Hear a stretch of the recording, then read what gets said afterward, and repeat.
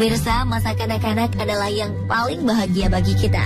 Kita bisa bermain-main dengan bebas dan leluasa tanpa beban. Namun beberapa anak di Indonesia berikut ini tidak bisa merasakan hal-hal yang menyenangkan tersebut karena keadaan tertentu. Berikut 7 kisah haru anak-anak di Indonesia versi on the spot.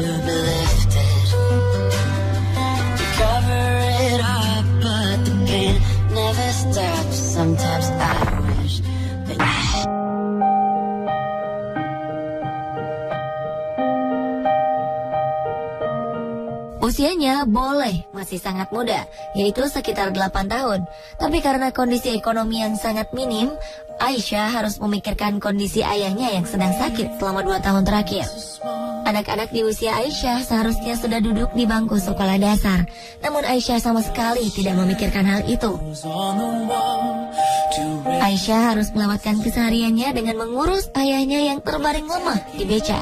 Mulai dari memandikan hingga memberi makan. Ayah dan anak ini terpaksa menjadi gelandangan sejak ayah Aisyah menderita penyakit paru-paru akut, sehingga tidak bisa lagi mencari nafkah. Sementara sang ibu telah berpisah dengan ayahnya beberapa tahun sebelumnya. Hebatnya, mereka tidak pernah meminta-minta, namun kadang ada saja yang menaruh belas kasihan dan memberi mereka sedikit uang untuk bekal hidup. Dengan tubuhnya yang kecil, Aisyah mendorong beca ayahnya tak tentu arah. Mereka sering mampir di emperan Masjid Raya di Jalan Sisingamangaraja, Medan, Sumatera Utara. Karena ramai diberitakan media, bantuan dari pejabat kota Medan datang dan membawa ayahnya ke rumah sakit untuk mendapatkan perawatan. Aisyah pun lega karena pemerintah kota Medan berjanji membiayai pendidikan Aisyah sampai sekolah menengah atas. Kegembiraan Aisyah pun tidak dapat disembunyikan ketika dia mendapat seragam dan peralatan sekolah yang disumbangkan para warga yang simpati kepadanya.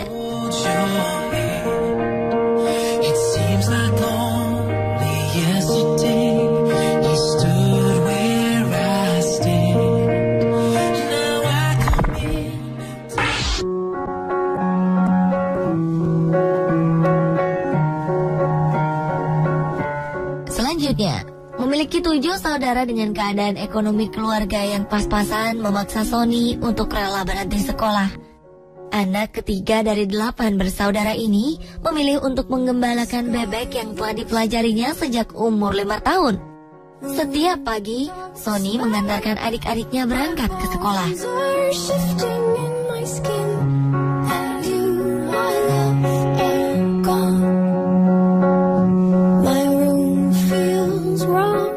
Setelah itu, Sony pun memulai pekerjaannya menggembalakan bebek.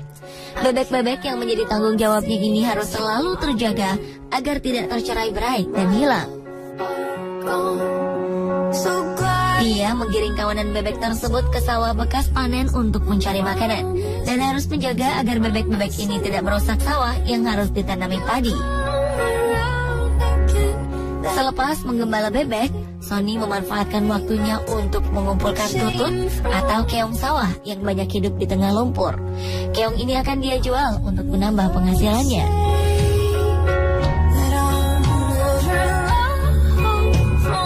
Sadar akan kondisi ekonomi keluarganya yang serba kurang, Sony pun tidak pernah mengeluh. Sehabis bekerja, dia menyempatkan diri memijat-mijat ayahnya yang sudah sakit-sakitan. Selain Sony, kedua kakaknya pun sudah bekerja sebagai buruh pabrik. Namun penghasilan mereka tetap saja tidak cukup untuk memenuhi kebutuhan keluarga ini.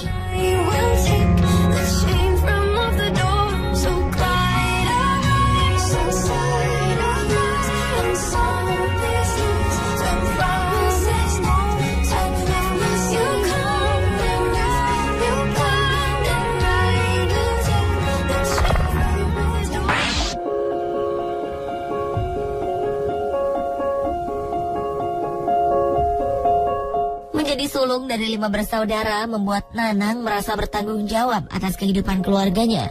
Ayah yang seharusnya menjadi kepala keluarga dan teladan baginya malah tidak pernah memberi nafkah. Tidak hanya itu, ibunya pun kerap menjadi korban kekerasan ayahnya. Keadaan inilah yang membuat Nanang bertekad menjaga ibu dan adik-adiknya dan membawa mereka keluar dari lingkaran kemiskinan. Setelah selesai memandikan adik-adiknya dan membantu ibu mengurus rumah, Nanang pergi mencari rebung di tepi hutan. Tidak mudah mendapatkan rebung-rebung itu. Nanang harus jeli memilih tunas rebung yang enak dimakan.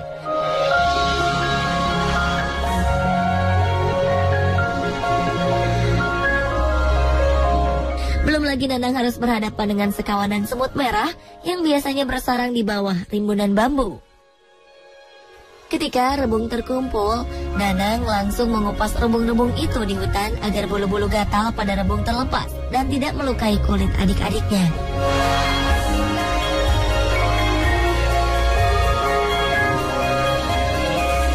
Di perjalanan pulang, Nanang menyempatkan diri mencari keong emas di tepi danau untuk menambah penghasilannya. Di danau ini juga Nanang melepaskan penat dan memakan bekal makanannya yang berupa kepala nasi sisa kemarin.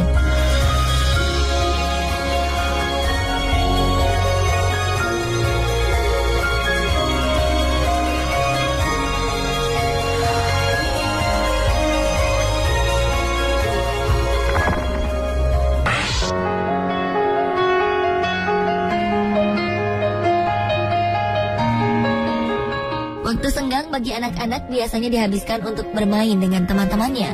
Namun tidak bagi gadis kecil bernama Wina ini. Wina harus menjauhkan diri dari kesenangan itu. Himpitan ekonomi yang menimpa keluarganya memaksa Wina harus mencari uang tambahan agar tetap bisa bersekolah. Sepulang sekolah, Wina harus menyelesaikan semua pekerjaannya dan tugas sekolah sebelum malam tiba. Rumah gubuknya tidak memiliki listrik, dan mereka hanya memiliki sebuah lampu damar untuk menerangi rumahnya di malam hari. Seperti mengejar waktu, Wina mulai mengerjakan tugas sekolah, membereskan rumah, dan membuat sapu lidi hingga matahari terbenam. Selain itu, Wina juga harus berkeliling menjajakan sapu lidi yang harganya Rp3.000 dengan perut kosong. Uang yang terbatas membuat Wina dan keluarganya sering harus melalui hari tanpa mengisi perut dengan makanan yang cukup.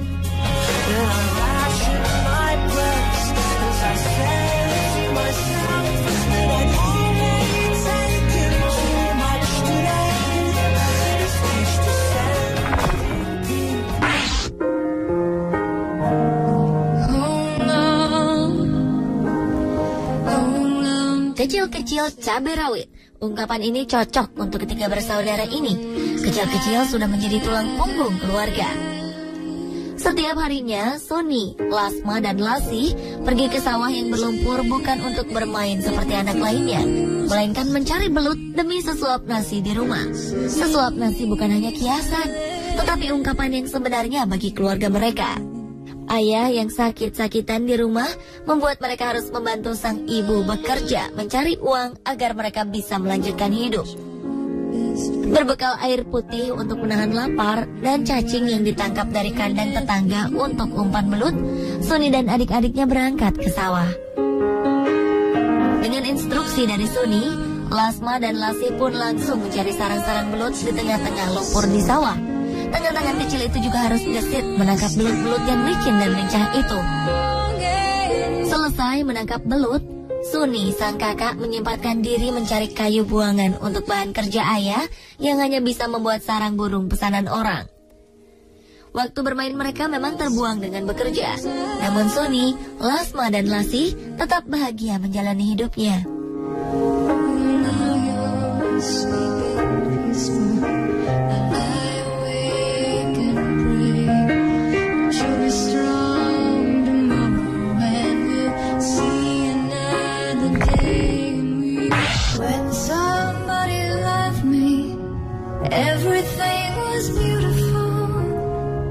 Jika mendengar kisah hidup bocah bernama Lilis ini, siapapun mungkin tidak ingin menjalani hidup seperti yang dia alami. Namun Lilis dengan tabah dan tersenyum mengerjakan semua yang dia bisa kerjakan, termasuk ikut merawat ayahnya di rumah sakit. Lilis terlahir dengan tubuh normal dan sempurna. Namun di usianya yang baru menginjak 1 tahun, Lilis mengalami demam tinggi. Ketika itu juga, sang ibu harus berpulang ke Yang Maha Kuasa. Kurangnya biaya hidup membuat Lilis tidak bisa mendapat pengobatan yang bisa menyembuhkan demamnya. Lilis pun akhirnya sembuh dengan sendirinya. Namun dia menderita lumpuh dan bisu. Dengan keadaan seperti ini, Lilis hanya bisa bergantung kepada nenek yang merawatnya setiap hari. Sang ayah yang diharapkan berada di sampingnya pergi entah kemana. Keberadaan ayahnya baru diketahui ketika sang ayah tertembak polisi karena mencuri motor untuk biaya menikah lagi. Mendengar ayahnya terbaring di rumah sakit, Lilis yang tidak menyimpan dendam itu langsung menawarkan diri untuk ikut merawat ayahnya di rumah sakit. Dengan tersenyum, bocah berusia 7 tahun ini merawat ayahnya didampingi oleh neneknya. Lilis sangat senang ayah yang sudah lama ditunggunya akhirnya kembali ke sisinya.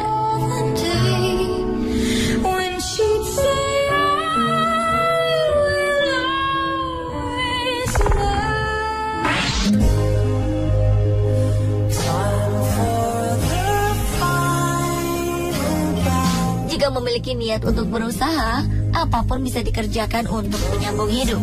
Mungkin inilah yang ada di benak Adriani ketika memutuskan untuk bekerja di pabrik pembuat meja untuk membaca Al-Quran. Di pabrik ini dialah satu-satunya anak perempuan yang menjadi pekerjanya. Lainnya adalah laki-laki. Meskipun perempuan, Adriani tetap mengerjakan apa yang dilakukan oleh rekan-rekan kerjanya, seperti mengamplas kayu jati berukir, memoles, dan mempelitur hingga meja siap pakai. Pekerjaan ini memang bukan hal yang mudah dikerjakan. Ketika pertama kali mengerjakannya, Adriani sering mendapat komplain dari atasannya. Namun dengan usaha yang gigih selama 2 tahun, hasil kerjanya pun sudah bisa memuaskan pemilik usaha.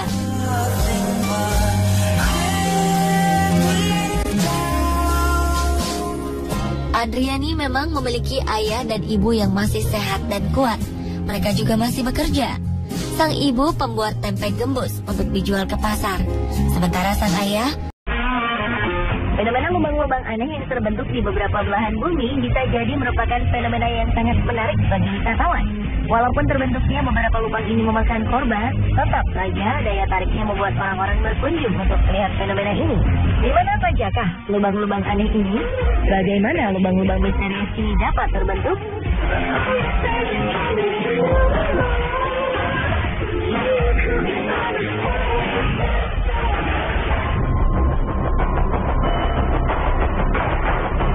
Sebenarnya lubang besar ini memberi tanda-tanda sebelum kemunculannya. Ketika itu para penghuni Guatemala City mendengar gemuruh aneh selama berminggu-minggu. Mereka merasa suara gemuruh ini berasal dari bawah tanah. Namun tidak ada yang menyangka jika itu merupakan sebuah peringatan bahwa tanah yang mereka tempati akan runtuh. Dan benar saja, pada akhir Februari 2007, tiba-tiba saja sebuah lubang besar terbentuk di tengah pemukiman. Tanah yang mereka tinggali ini lenyap seketika tertelan bumi. Rumah dan seluruh isinya beserta para penduduknya pun ikut tertelan ke dalam lubang yang sangat dalam. Hampir 1.000 orang harus dievakuasi dari lubang ini. Namun sayang, 5 orang akhirnya tewas karena luka serius.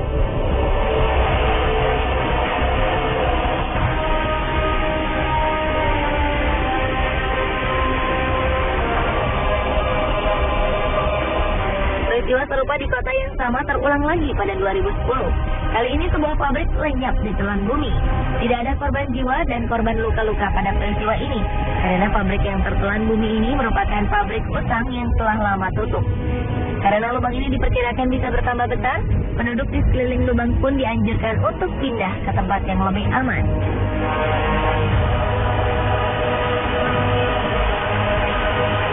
Sementara di Berezhniki, sebuah kota di Rusia juga terancam dengan kehadiran sebuah lubang yang kabarnya semakin lama semakin bertambah besar.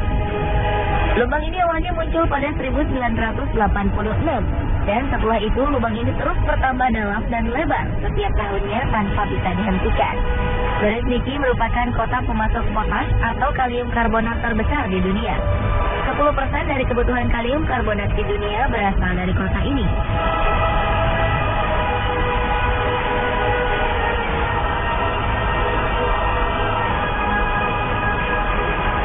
Dari segi ukuran lubang dan penyebabnya, lubang raksasa di Guatemala yang terbentuk di tahun 2007 memiliki kedalaman sekitar 100 meter. Polisi membuat garis pelarangan melintas lebar 450 meter untuk menghindari kecelakaan yang tidak diinginkan terjadi pada penduduk yang ingin melihat dasar lubang. Sementara lubang yang terbentuk pada tahun 2010 memiliki lebar 60 meter dengan kedalaman 100 meter. Penyebab dari kedua lubang ini adalah jalur pipa pembuangan yang dibuat secara tak beraturan. Peneliti menduga ada faktor lain yang menyebabkan lubang yang terbentuk pada 2010 terjadi. Selain saluran pipa air yang tidak teratur, dua bencana alam yang terjadi sebelumnya juga mempengaruhi amblasnya tanah. Ledakan gunung berapi Pacaya dan badai tropis Agatha yang terjadi selang 2 hari membuat tanah di Guatemala bergetar dan akhirnya membuat rongga-rongga dalam tanah bergeser. Hal ini menyebabkan tanah tidak mampu lagi menopang beban yang ada di atasnya. Inilah yang akhirnya membuat tanah amblas sampai sedalam 100 meter.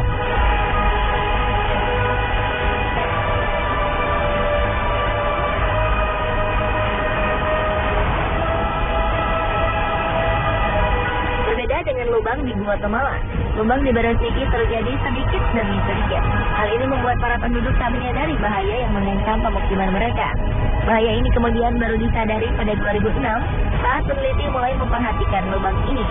Ternyata kemunculan lubang ini terjadi karena tanah di sekitar lubang mengandung garam abu yang larut jika terkena air. Lama-kelamaan kandungan garam yang larut ini akan menghilang dan membuat volume tanah menjadi berkurang sehingga membuat lubang yang besar. Pemerintah dan ilmuwan di Rusia akhirnya membuat peralatan yang dapat memantau perkembangan lubang setiap harinya, sambil terus mempelajari bagaimana menghentikan perkembangan lubang ini.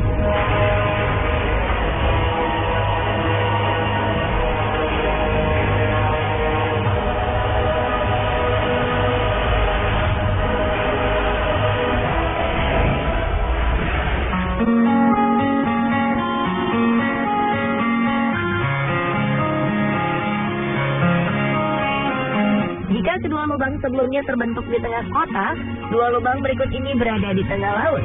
Lubang ini disebut blue hole karena pantulan cahaya dengan air yang dalam menyebabkan lubang ini berwarna biru jika dilihat dari permukaan air. Orang juga kerap menyebut lubang ini sebagai gua vertikal. Dua blue hole yang sangat besar dan terkenal di dunia adalah The Great Blue Hole di Belize, Amerika Tengah, dan Deep Blue Hole di Bahama.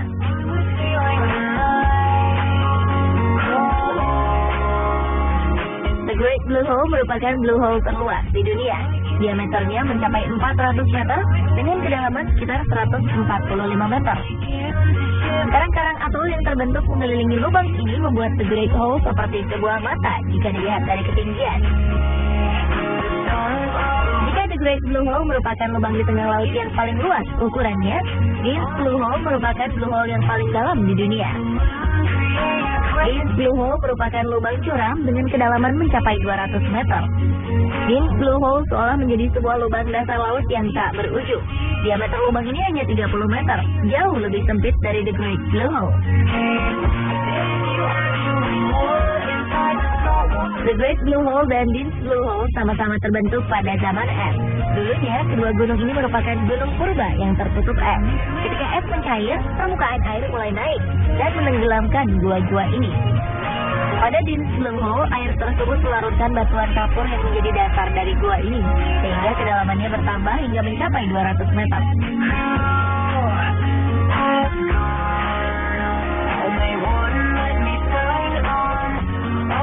Walaupun sebuah lubang yang cukup dalam, bukan berarti kedua lubang ini tak berpenghuni. The Great Blue Hole merupakan tempat tinggal bagi beberapa jenis udang, anemon, ikan gobi neon, angelfish, dan butterfly fish. Jika penyelam beruntung, maka mereka akan menemukan beberapa jenis hiu melintas di lubang ini. Sementara Deep Blue Hole menjadi tempat tinggal bagi mikroba-mikroba berukuran super kecil. Mereka hidup menempel pada dinding-dinding gua. Ikan-ikan cantik pun selalu mengisi lubang yang sedikit gelap ini.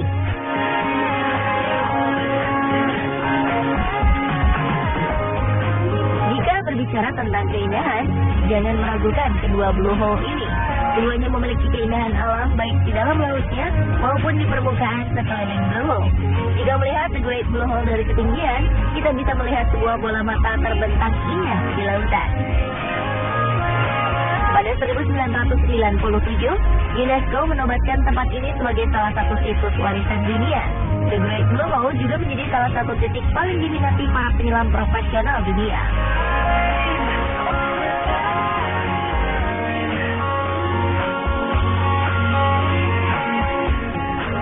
Deep Blue Hole kalah indahnya dengan The Great Blue Hole. Blue Hole ini dikelilingi tebing batuan yang ditumbuhi tanaman hijau, sehingga para turis